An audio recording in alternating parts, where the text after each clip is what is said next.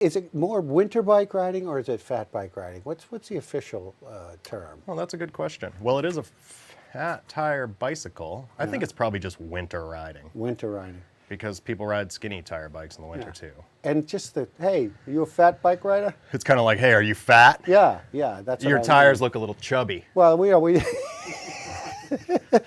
just wanted to cover some of the etiquette, so it's probably not good etiquette to call someone a fat bike rider.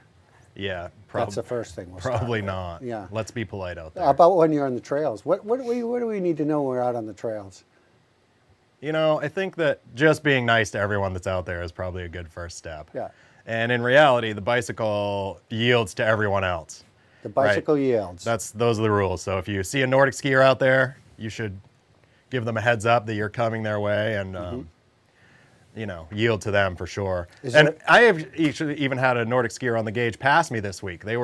This guy was skiing faster than I was riding. Really? So you know that he's elite. Yeah. But yeah, I just pulled off to the side. I turned around and saw him coming, and I just pulled off to the side of the trail. We both said our pleasantries, and this guy was going fast. So what do you say, like in cross country, you say track or something to when you're passing? I think you just say out of the way.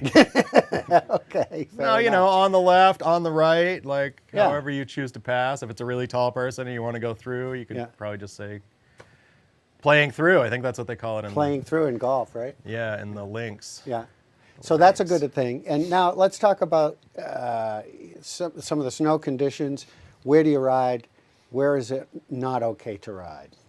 Well, it's definitely snow conditions dependent. So if the snow surface is soft and you're sinking in, whether you're leaving a big U sort of trench with your tire or even with your boots, if you're leaving a big boot indent print on the trail that you're walking on, those aren't the best conditions. Obviously, the best conditions are when it's super firm. And if you leave that condition behind and it freezes, it's really undesirable for the next group of users, whether they be a walker or someone on a bike. You know, it's kind of a new thing, you know, for a lot of people, and I'm sure that you must get a little resistance from some of the Nordic people out there.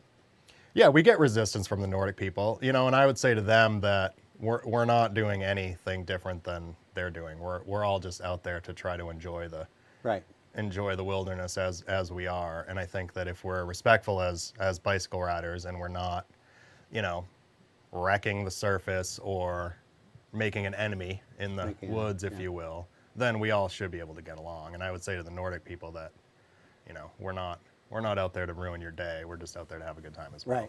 Right. Now, I noticed the Outdoor Center is not renting fat bikes anymore, so you got to own your own. The Outdoor Center is not renting fat bikes.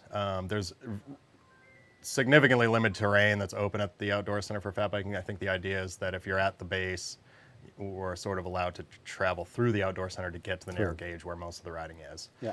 So the narrow gauge pathway, obviously the main huts and trails, corridor trails to the huts, which have been in great condition this week. So if you really are looking for something to do today and you want to ride to Stratford Hut or ride to Poplar Stream Hut, you know, go do it. They've got hot chocolate there and then the wood stove's going. And that's just a nice sort of experience that's different than, you know, being around here, I guess.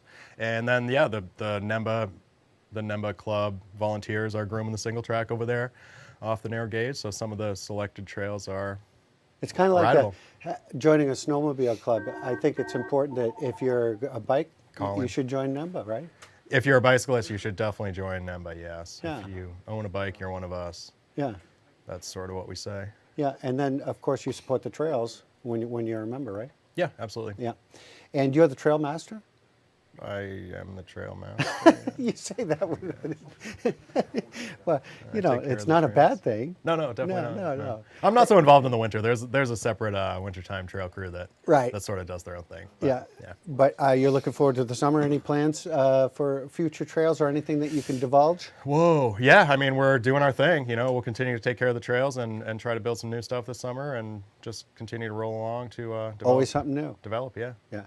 Josh Tauses, Trail Master, and don't forget to join Carrabassett .org/trail. You can find more information. And Josh Tauses, good luck on the race tomorrow. Thank you. Maybe this is your time. This might be my time. Yeah. So I'm not quite registered, but I did make a number plate, so we'll see how that goes. And the race starts at what time again? The race is from 10. It's probably going to be a 2-hour affair, so probably 10 to 12 tomorrow, Yep. right there at the Outdoor Center. And really, spectators are welcome. So if there's nothing going on, or you have nothing to do at that time, just go down there and check it out. It should be kind of fun. Perfect. Thanks, Josh. All right, Always cheers. a pleasure, my friend. Yep, have a good day.